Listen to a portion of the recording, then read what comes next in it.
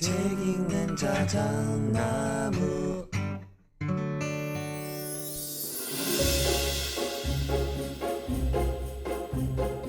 여기 한 여자가 거울을 보고 있습니다. 여자에게 거울 속 모습은 때때로 절망 그 자체였습니다. 아토피, 허리 디스크, 편두통, 자궁 내막증 등으로 가득했던 몸. 매일을 견디기조차 버거웠고 때로는 이번 생은 틀렸어. 다시 태어나는 수밖에 없어. 라는 생각이 마음을 짓눌렀고요. 거울 속의 모습은 아무리 봐도 피로와 무기력으로 가득 찬 환자의 모습이었습니다. 그때 깨달았죠. 누군가가 대신 삶을 바꿔줄 수 없다는 것을요. 타고난 조건 탓하는 거 그만두고 스스로 몸과 삶을 고쳐쓰기로 결심했습니다. 오늘 소개할 책, 오늘부터 나를 고쳐쓰기로 했다. 지은이 김선영, 펴낸 곳은 북희입니다. 자, 아까 스스로의 몸과 삶을 고쳐쓰기로 했던 사람의 이야기 시작했었죠? 이 책은 그에 관한 이야기입니다. 저자는 등산을 시작으로 해서 클라이밍, 크로스핏, 달리기, 줌바, 요가, 필라테스까지 시도해봅니다. 이거는 마치 물에 빠지지 않으려고 필사적으로 헤엄을 치다가 생존 수영을 배운 것과 같았습니다. 그리고 10년, 저자는 체력뿐만 아니라 긍정적인 사고와 자기 효능감, 무엇보다 삶의 재미를 얻었습니다. 사람은 고쳐서 못 쓴다라는 옛말의 반항이라도 하듯이 저자는요, 진짜 스스로를 끝없이 고쳐 쓰려고 해요. 근데 고쳐 쓴다는 의미가 좀 달라요. 나를 고치다라고 하는 것이 완벽해지는 것은 아니었어요. 때로는 한 손에 절대 먹어서는 안 되는 빵을 들고 다른 한 손으로는 요가 수업을 예약하는 그 모순적인 순간들이 바로 자신이었던 겁니다. 글루텐 알레르기가 있어서 빵을 포기할 수도 없고 불룩한 뱃살과 함께 있는 그대로의 자신을 인정하는 것. 그것이 바로 진정한 고쳐쓰기라고요. 완벽주의가 아니고 완성주의로 살아가는 것이 바로 진정한 고쳐쓰기다라고요. 저자의 이야기 좀 더 들어볼까요? 지금부터 자작나무 숲을 같이 걷겠습니다. 오늘도 끝까지 함께 해주십시오.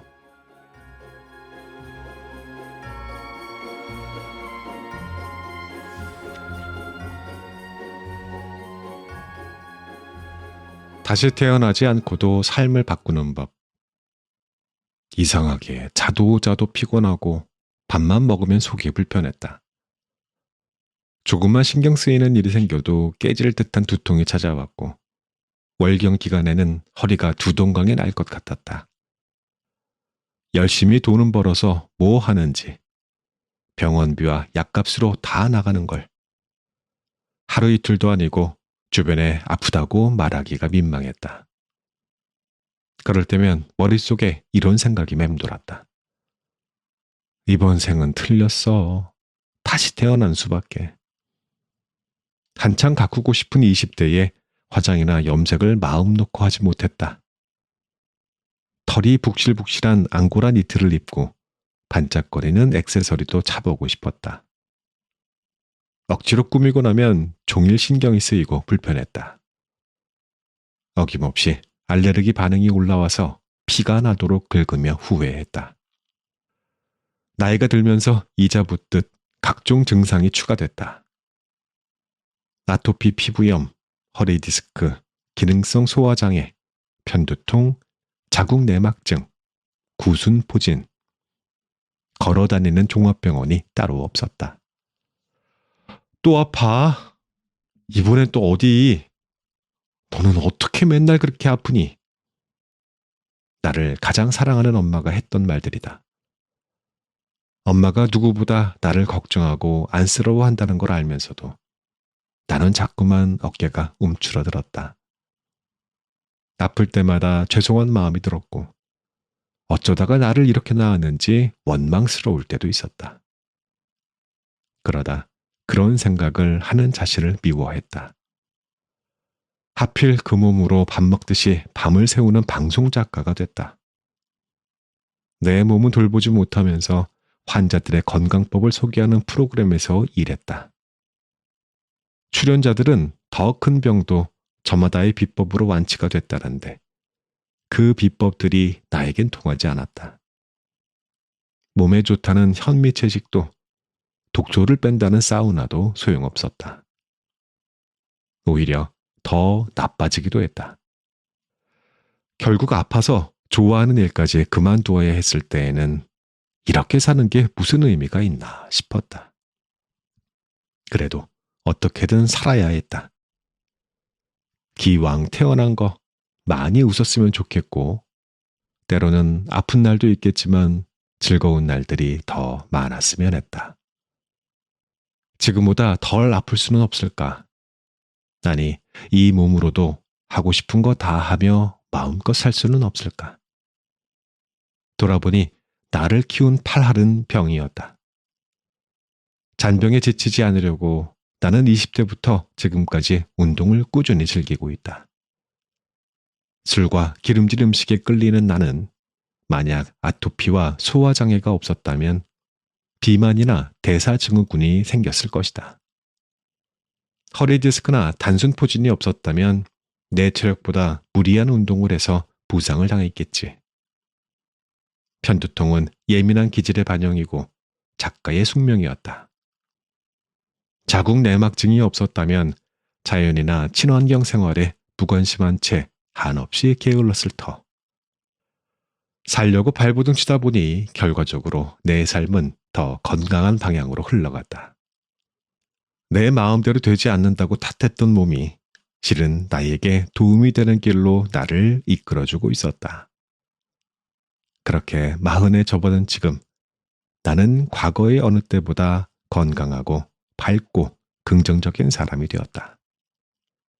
내 몸을 이해하고 내게 이로운 습관을 실천하자 실제로 변화들이 생겼다. 편두통과 위경련의 빈도가 과거의 절반도 안 될 만큼 줄었다. 입술 근처에 달고 살던 포진도 연중 행사가 됐다. 완치는 없는 병이지만 더 이상 신세를 한탄하거나 움츠러들지 않는다. 몸도 삶도 스스로 고쳐줄 수 있다는 믿음이 나를 더 단단한 사람으로 만들었고 앞으로도 그러리라 믿으니까. 아는 만큼 덜 고생한다. 과식이나 폭식을 언제 멈추기 힘든지, 더위와 추위 중 무엇에 더 취약한지, 잠을 얼마나 자야 컨디션이 좋은지 등 자신을 먼저 알아야 한다. 두통이 왔을 때 타이레놀, 게보린, 아스피린 중 어떤 약이 나랑 잘 맞고 부작용이 덜한지 알고 있는가? 그렇지 않다면 반드시 공부해 두길 바란다. 나를 돌보고 다스리는 방법은 누가 일일이 친절하게 알려주지 않는다. 의사의 처방이 기본이지만 때로는 직접 실험도 하고 부딪혀 봐야 한다. 나를 고쳐 쓰는 첫 번째 단계다. 갑작스럽게 큰 스트레스를 받거나 상실을 겪은 사람이 몰라볼 정도로 야윈 모습을 본 적이 있을 것이다. 반대로 몸이 약해지면 마음도 무너지기 쉽다.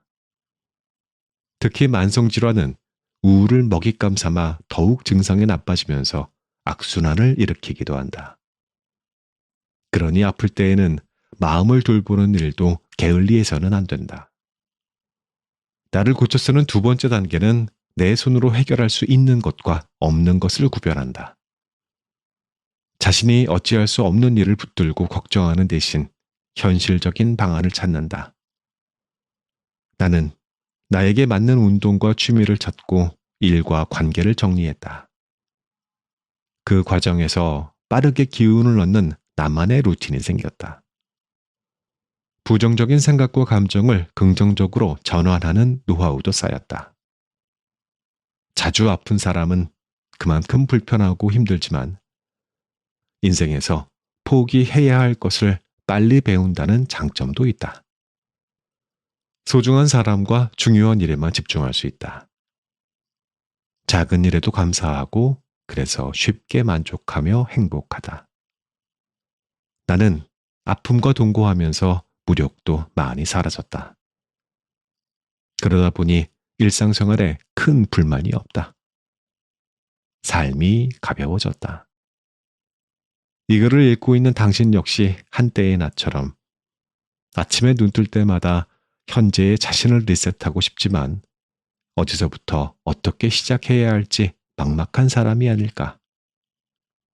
책을 써서 굳이 내 지난 아픈 사연을 공개하는 까닭은 다시 태어나지 않고도 삶을 바꾸는 방법이 있음을 알려주고 싶어서다.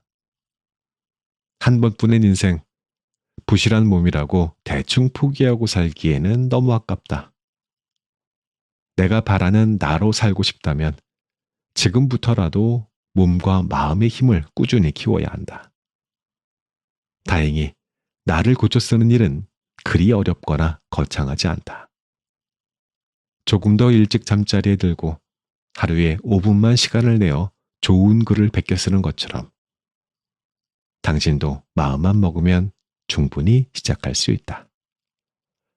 우리 골골백세가 아니라 록 페스티벌에 놀러가는 할머니로 살자.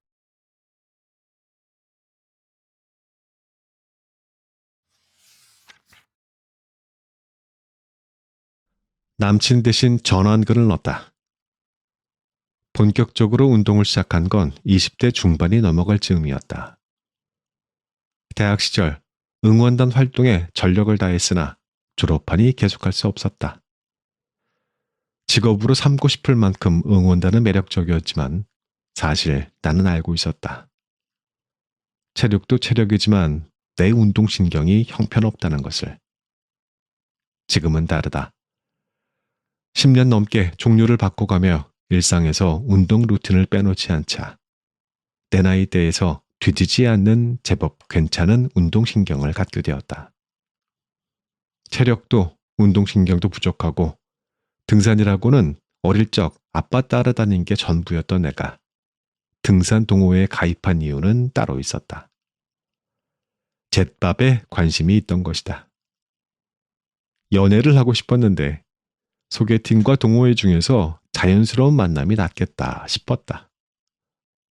운동 동호회에서 활동하는 사람이라면 자기 관리를 잘하는 사람일 것이라는 계산도 있었다. 2030 등산 동호회에 들어갔는데 말이 2030이지. 막상 산에 오는 사람들은 대부분 40대 남성이었다. 지금이야 함께 나이 들어가는 처지이지만 당시 20대 중반이었던 나는 아재들과 어울리기가 괜히 자존심 상하고 불편했다. 그럼에도 등산계의 샛별, 귀여운 막둥이였던 나는 산만 탄 것이 아니라 여러 번의 썸을 타기도 했다. 그러던 중 남자친구보다 훨씬 더 치명적인 상대에 빠지고 말았는데 바로 클라이밍이다. 함께 산을 타던 멤버 중에 몇몇이 인공 안반 등반 소모임을 운영하고 있었다. 호기심에 따라갔다가 벽 타는 맛을 제대로 알아버렸다. 클라이밍에는 다채로운 매력이 있지만 나를 빠져들게 한 가장 큰 묘미는 눈에 보이는 성취감이다. 정해진 루트를 따라 중력을 거슬러 오르다 보면 멀게만 느껴졌던 정상이 손에 잡힐 듯이 가까워진다. 팔이 빠질 듯한 통증과 도저히 못 버티겠는데 포기할까 싶은 충동을 어르고 달래며 위로 나아간다. 있는 힘껏 마지막 홀드를 터치하는 그 순간이 얼마나 짜릿한지. 완등 하고 외치면 아래에서 로프를 잡아주고 있던 빌레이어가 줄을 느슨하게 풀어서 내려주는데 허공을 가르며 낙하할 때에는 속세를 벗어던진 타잔이라도 된 기분이었다.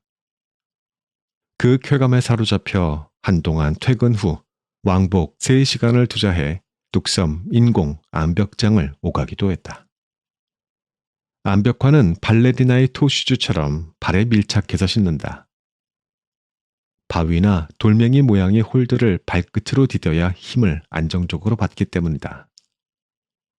터질 듯한 신발에 발가락을 겨우 우겨넣고 홀드 위에 서면 이내 참을 수 없는 고통에 몸부림쳤다. 처음엔 3분 이상 신고 있기가 힘들었다. 신발을 벗어던졌다가 불이 난 발가락이 좀 진정이 되면 다시 벽에 오르기를 반복. 조이는 신발에 익숙해지기까지 한 달 이상이 걸렸다. 이 정도 열정과 훈련량이면 엄청난 고수가 될 법도 한데 현실은 3년이 지나도 초보자리에 머물렀다. 해도 늘지 않는 표본이 있다면 바로 내가 아닐까.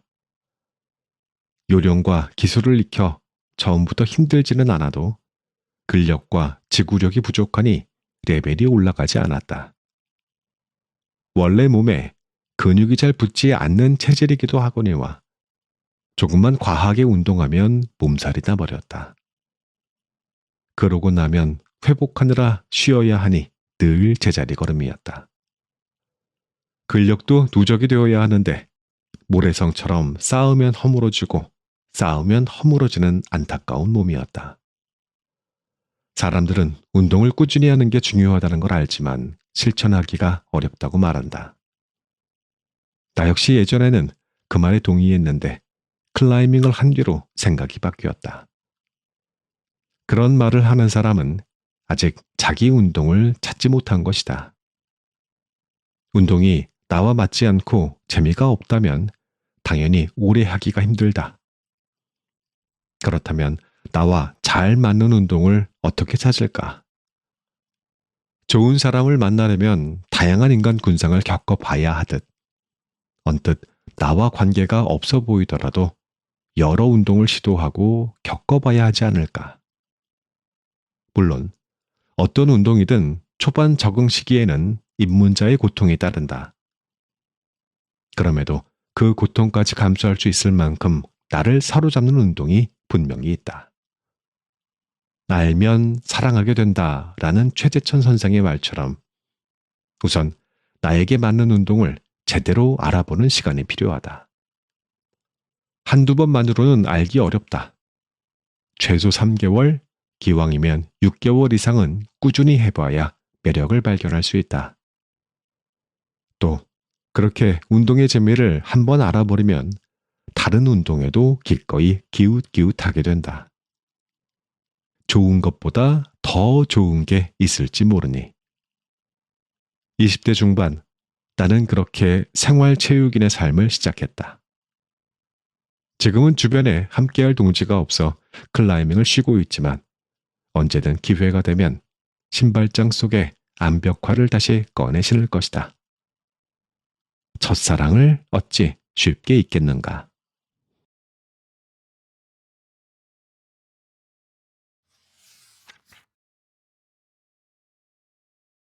모르는 건 약이 아니라 병이다. 나 못 먹겠어. 담양 떡갈비 한 상이 푸짐하게 차려진 한정식 집에서 나는 울먹거렸다. 억울하고 분하다. 왜 하필 오늘인가? 여행을 좋아하는 남편이 남자친구였을 때부터 우리는 주말이면 전국을 돌아다녔다. 1시간 넘게 줄을 서 어렵사리 들어간 여행지 맛집에서 젓가락을 내려놓는 일은 처음이 아니었다. 10년 넘게 불명의 위경련을 앓았다.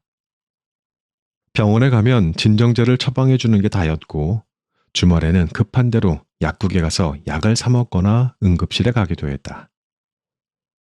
약은 놀라울 정도로 효과가 없었다. 침이라도 맞아볼까 싶어 위염 한의원으로 검색해서 나온 가까운 한의원에 갔다가 원장의 현란한 말솜씨에 넘어가 고가의 한약을 구매한 적도 있다. 내과에서 위내시경은 물론 초음파 기계로 담도, 췌장, 간, 신장까지 싹 훑었지만 특별한 원인을 찾아내지 못했다. 그런데 나와 비슷한 위장 질환을 겪는 사람이 생각보다 많았다. 인터넷에 올라온 저마다의 고민을 읽자니 도대체 우리나라에 위가 멀쩡한 사람이 있기는 할까 싶을 정도였다. 앞서 말한 기능의학병원에서 혈액 검사를 했더니 중등도 위산분비 저하증이라는 생소한 병명이 나왔다. 속이 아파서 내과에 가면 보통 위산을 억제하는 약을 지어줬다. 나 역시 속이 쓰리니까 당연히 위산분비가 지나치거나 염증이 있을 줄 알았다. 그런데 위산이 부족하다니 의외의 진단이었다. 알고 보니 위산분비 저하와 위산 과다는 증상이 비슷하단다. 또 위산분비가 떨어지고 소화력이 약한 사람은 보통 피부 문제를 안고 있다고 했다. 그럼 아토피도 위산분비 부족과 관련이 있지 않을까? 속으로 퍼즐 조각을 맞춰보았다. 저는 이제 어떻게 해야 하나요? 나는 인생의 구원자라도 만난 것처럼 의사의 처방을 기다렸는데 그는 허망한 답변을 내놓았다. 별 방법이 없어요. 식초 드세요, 식초. 냉면에 뿌려 먹는 새콤한 식초가 약이라니 황당했다. 위산이 잘 나오지 않으니 매 끼니 식사를 끝내자마자 식초를 물에 희석해서 마시라는 것이었다. 위산 분비 저하를 해결할 약은 아직 없다고 했다. 그래서 일반 내과에서는 위산 억제제만 지어준 것일까? 그동안 의사들에게 속았다는 기분이 들면서 한편으로는 이 의사의 말은 신뢰해도 될지 의심스러웠다. 그러고 보니 나는 위경련이 나지 않는 날에도 늘 소화가 잘 안 됐다. 식사하고 나면 몇 시간 동안은 헛트름이 연거푸 올라왔고 속이 막힌 것처럼 갑갑해 가슴을 주먹으로 쾅쾅 두드리는 날도 많았다. 뱃속에 가스가 빵빵하게 차 있는 것은 오래전부터 그래왔으니 대수롭지 않게 여겼다. 어려운 일은 아니니 속는 셈 치고 식후에 식초를 먹기 시작했다. 소주잔에 사과 식초를 3분의 1 정도 붓고 나머지는 물로 채운 후에 꼴딱 삼켰다. 새콤한 음식을 좋아하는 편이라 먹을만 했다. 외식할 때에는 식초가 없어서 어쩌나 했는데 나 같은 사람을 위해 이미 식초 캡슐이 시중에 나와 있었다.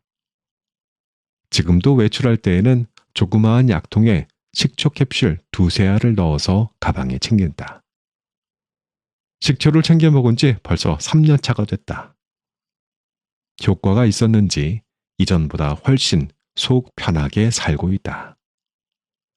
한 달에 한두 번은 꼭 찾아오던 위경련이 2달에 한 번, 석 달에 한 번으로 점점 줄더니 지금은 분기별 행사가 됐다. 이 정도 빈도라면 버틸만하다. 만성질환은 완치라는 개념이 없으니까. 내가 지는 병들은 항상 호전과 악화를 반복하며 나를 긴장하게 한다. 증상을 유발하게 하는 환경을 최대한 피하고 증상이 나타났을 때 빠르게 대처하여 악화 빈도를 서서히 줄여나가는 것이 내가 병과 함께 지내는 법이다. 모르는 게 약이요, 아는 게 병이라는 말이 있는데 자주 아픈 사람에게는 모르는 게 병, 아는 게 힘이다. 한때 아토피 치료로 유명하다는 병원을 전전했을 때 나는 한 번도 피부과나 약국에서 연고 바르는 법이나 주의사항에 대해서 들어본 적이 없었다. 알고 보니 스테로이드 연고는 그 놀라운 효능만큼이나 주의가 필요한 약물이다. 피부가 금세 가라앉는다고 남용했다가 홍조나 부종, 진물 등 극심한 부작용에 시달리는 사람들이 조금만 찾아봐도 흔하다. 누구나 한 번 태어나면 신체를 바꾸지 못한다. 마치 자동차 뽑기 운처럼 70년을 써도 튼튼한 몸이 있고 걸핏하면 이유 없이 잔고장이 나는 몸도 있다. 왜 내 차만 자꾸 고장이 나냐고 자동차 매장에 가서 바꿔달라고 하면 바꿔주나? 나는 뽑기 운이 조금 나빴다. 그렇다고 폐차할 수 없다. 관리하고 잘 달래서 타는 수밖에. 나만 왜 자꾸 아프냐고 주저앉아 불평하는 대신 나는 내 몸에 귀 기울이고 병을 탐구한다. 내 몸에 친절한 관리인이 되어 부지런히 필요한 것들을 챙긴다. 이렇게 하면 앞으로 50년 더 타는데 무리가 없을 것이다.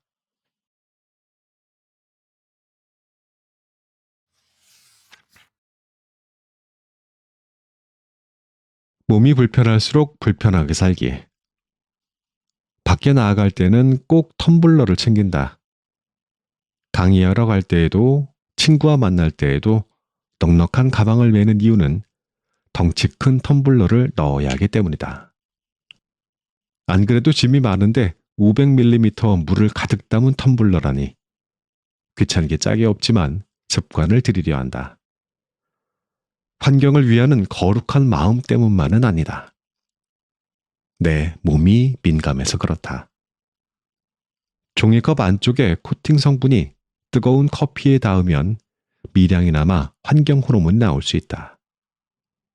플라스틱 병에 든 생수도 가능한 피하고 싶다. 유난을 떤다고 생각해도 어쩔 수 없다. 내 몸은 누가 대신 지켜주지 않으니까. 그동안 허리가 자주 아픈 이유는 당연히 허리가 약해서라고 생각했다. 20대 때 영화관에서 파트타임 직원으로 장시간 서서 일하면서 왼쪽 다리 뒤쪽이 찌릿하게 저리는 증상이 생겼다. 당시에는 비수술 치료라는 개념을 몰랐던 터라 어린 나이에 허리 디스크 수술을 받았다. 그 뒤로 나는 줄곧 허리가 약한 사람이라는 의식을 갖고 살았다. 그도 그럴 것이 시도 때도 없이 요통에 시달렸으니까. 조금 오래 걸으면 남들은 다리가 아프다는데 나는 허리부터 아팠다. 그래도 며칠 쉬거나 한의원에서 침을 맞으면 괜찮아지니까 그런가 보다 하고 넘겼다. 나이가 들면서 요통 주기의 패턴을 발견했다. 월경 시작 하루 전이면 어김없이 통증이 생겼다가 끝나면 감쪽같이 사라졌다. 혹시 허리 디스크가 아니라 다른 병인가? 하는 의문이 스쳤다. 월경 기간마다 심해지니 부인과 질환 쪽으로 의심이 됐다. 내 증상을 인터넷에서 검색해보니 자궁내막증과 흡사했다. 자궁내막증이 있는 여성은 임신이 잘 안 된다는데 혹시 나에게 아기가 찾아오지 않는 이유도 이 때문일지 모른다. 부인과 검진 일정을 잡고 초음파 검사를 받은 날 의사는 난소에 혹이 보이지만 작아서 꼭 수술할 필요는 없다고 했다. 하지만 통증이 그렇게 심하면 자궁내막증일 가능성이 있고 정확히 알려면 복강경 수술을 해야 한다고 했다. 그러니까 병을 진단하려면 수술이 필요하다. 자궁내막증일 수도 있고 아닐 수도 있고 맞으면 통증 유발 원인을 제거할 테고 그러면 요통이 70% 이상 줄어든다. 나는 마치 카지노에 앉아 있는 사람 같았다. 수술을 할 것이냐 말 것이냐가 확률 싸움하는 도박처럼 느껴졌다. 통증을 줄이기 위해 혹시 모를 가능성에 베팅하는. 그런데 그 가능성이 아마도 자궁 내막증일 것이다를 의미하는 조금은 서글픈 도박이었다.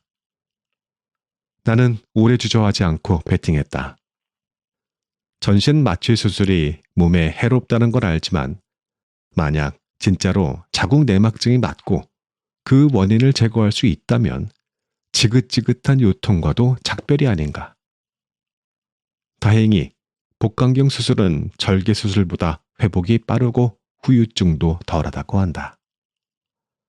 자궁과 난소 주변의 혹을 제거하면 임신 확률도 높아진다고 하니 여러모로 해볼 만하다는 판단이 들었다. 간단할 줄 알았던 복강경 수술은 생각처럼 간단하지 않았다. 수술 전 각종 검사를 하느라 수시로 주사바늘에 찔렸다. 수술 후에 마취가 풀릴 때에는 이가 덜덜 떨릴 만큼 통증에 극심했는데 엎친 데 덮친 격으로 무통주사가 나와 맞지 않아 구역질이 나는 바람에 더욱 고생했다. 수술 다음 날 복대를 착용한 채 엉거주춤 걸어서 원장실로 들어갔다. 의사는 모니터에 띄운 수술 사진을 보여주며 말했다.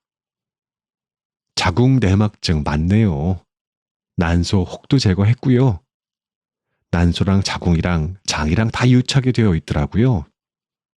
수술로 분리했으니까 이제 덜 불편할 거예요. 다행이라고 해야 할까. 배팅은 적중했다. 혹의 크기는 작았지만 초음파 검사로는 확인되지 않는 복강 내부에 문제가 있었던 것이다. 자궁 내막증은 월경할 때 몸 밖으로 빠져나가야 할 자궁 내막 조직 일부가 몸속으로 역류하여 장기 이곳저곳에 붙어서 염증을 일으키는 질환이라고 알려져 있다. 조직이 난소에 붙으면 임신을 방해하고 장벽이나 항문에 붙으면 변을 볼 때 통증이 생긴다. 운이 나쁘면 폐에 달라붙어서 각혈을 일으키기도 한단다. 나 같은 경우는 자궁 내막 조직이 장 주변에 붙어 장기들끼리 서로 엉겨붙게 했고 그것 때문에 허리가 아픈 것이었다. 수술 후 원래 몸 상태로 돌아오는데 석 달이 걸렸다. 그래도 고통을 감내한 효과가 있었는지 허리가 전처럼 자주 아프지 않았다. 월경 기간에도 무리 없이 넘어갔다. 원인은 다른 곳에 있었는데 애꿎은 허리 디스크 재발만 의심했다니. 그동안 헛고생을 한 것 같아 허탈했지만 지금이라도 알게 되어서 다행이었다. 인간의 몸은 단순하지 않다. 허리가 아프다고 허리가 원인이 아니다. 실제로 허리 디스크에 문제가 생겼을 때에는 다리가 불편했다. 새어나온 척추 디스크액이 다리로 지나가는 신경을 눌러서 허벅지 뒤쪽이 저릿하고 찌르는 듯 아팠다. 당시에도 골반에 염증이 생긴 줄 알고 엉뚱한 치료만 받다가 1년 후에 진짜 원인을 발견해 수술했다. 다리가 아픈 이유는 척추 때문이었고 허리가 아픈 이유는 자궁 내막증 때문이었다. 나는 병원의 여러 과를 전전하면서 통증을 일으키는 원인 후보들을 하나씩 섭렵했고 자궁 내막증이란 병이 존재한다는 사실을 공부해서 알아냈다. 그리고 마침내 부인과에 가서 확인한 후에야 진짜 원인을 찾아냈다. 이쯤 되면 내가 의사를 해야 하는 게 아닌가 싶다. 자궁 내막증은 수술 후에도 5년 이내의 재발률이 40에서 50%로 매우 높다. 2명 중 1명이 재발한다는 뜻이다. 끔찍한 수술을 앞으로 또 받아야 할 수도 있다니 왜 하필 이런 고약한 병에 걸렸을까 억울하다가도 가임기 여성 10명 중에 한두 명이 걸린다는데 나라고 피해갈 방법은 없다고 생각하면 수긍이 된다. 재발을 예방하려면 호르몬제를 매일 먹어야 한다. 부작용으로 우울증, 탈모가 오거나 살이 찌는 등 갱년기 증상이 나타날 수도 있다. 다른 건 몰라도 우울증은 염려됐다. 자주 아픈 사람에게는 긍정적인 마인드가 꼭 필요하기 때문이다. 게다가 나는 아직 임신을 포기한 상태가 아니므로 일단 약을 유보하기로 했다. 대신 내가 지금 할 수 있는 데 집중하기로 했다.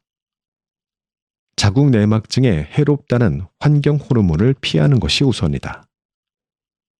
텀블러뿐 아니라 집에서 사용하는 식기들도 눈여겨봤다. 벗겨질 우려가 있는 코팅 프라이팬과 냄비를 스테인리스 재질로 바꿨다.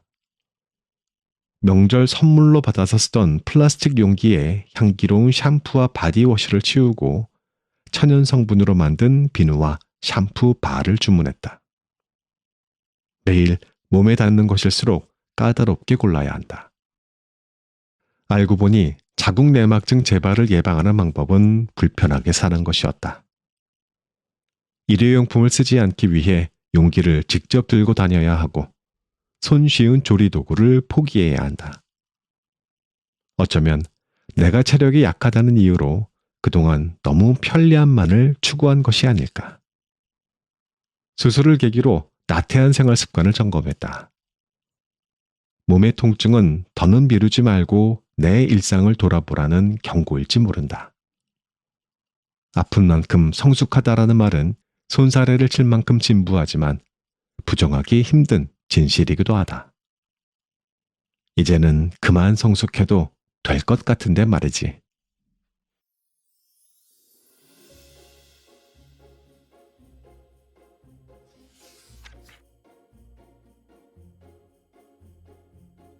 이 책의 낭독은 여기까지입니다. 몸과 마음이 뜻대로 따라주지 않을 때 무력감과 체념은 삶을 더욱 힘들게 만듭니다. 이 책의 저자 역시 그런 시절을 겪었지만 그는 자신을 있는 그대로 받아들이고 나를 고쳐 쓰는 길을 선택했습니다. 이 과정은 거창하거나 대단한 것이 아니라 오늘 당장 시작할 수 있는 작은 실천에서 출발했어요. 저자는 일단 자신의 몸 상태를 잘 관찰하고요. 무엇이 자신을 힘들게 하고 어떻게 하면 나아지게 만들 수 있는지를 알아갔습니다. 학창시절에 극심한 아토피로 고생했던 그는 운동이 회복에 힘이 될 수 있다는 것을 깨닫고 이 작은 깨달음이 삶을 바꾸는 계기가 되었던 거죠. 그래서 이후에 등산, 크로스핏, 필라테스 같은 다양한 운동을 시도하면서 자신만의 루틴을 만들어갑니다. 책에서 우리의 몸을 자동차에 비유했어요. 누군가는 튼튼한 차를 타고 누군가는 조금 운이 없게도 잔고장이 잦은 차를 타기도 합니다. 하나 저자는 자신의 몸을 탓하거나 체념하지 않고 꾸준히 돌보고 관리하며 삶을 변화시킵니다. 이 꾸준함은 단순히 몸의 변화에 그치지 않고 삶 전반의 태도를 바꾸는 원동력이 되어갑니다. 자, 이 문장을 모르는 사람이 있을 리 없겠습니다만 모르는 게 병이고 아는 게 힘이다. 저는 이 문장에 대해서 이 책을 읽기 전과 후에 다르게 느껴지는 바가 있었어요. 인터넷과 유튜브로 쉽게 정보를 얻는 시대입니다. 근데 그 정보를 내 몸에 맞게 적용하는 것은 결국 내 몫이잖아요. 이건 아무도 못해요. 어떤 아무리 유명한 선생님도 못하고 유튜버도 못하고 아니 책 읽는 자작나무 아저씨도 못해줘요. 그 좋은 정보를 내 몸에 맞게 적용하는 거 이건 정말 나 스스로밖에 할 수 없습니다. 자, 이 책은 완벽하지 않은 몸과 마음을 안고도 어떻게 살아가야 할지를 묻고 답하는 이야기였습니다. 몸은 여전히 부실할 수 있지만 이제 두렵지 않습니다. 이 부실함을 극복하는 과정이 삶의 가장 아름다운 장면이 되어가고 있음을 알기 때문이고요. 몸이 완벽하지 않아도 우리가 하고 싶은 일은 여전히 많기 때문이기도 합니다. 어떻게 해요? 우리는 우리의 부실한 몸과 마음을 지금처럼 조금씩 고쳤으면 됩니다. 아셨죠?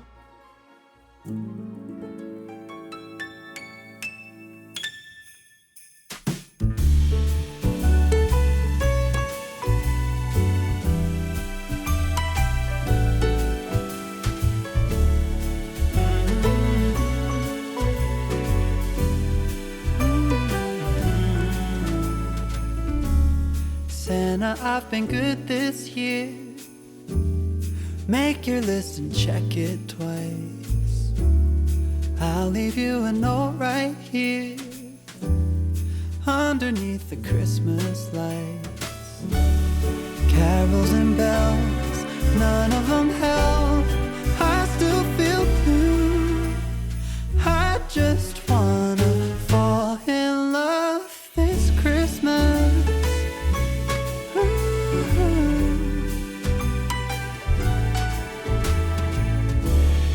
I don't need a fancy watch. You can give the elves a break. No, you can't make it in the shop. You can't put it on your sleigh. me so well. Nobody else can do what you do. I just wanna fall in love this Christmas. I just wanna fall in love.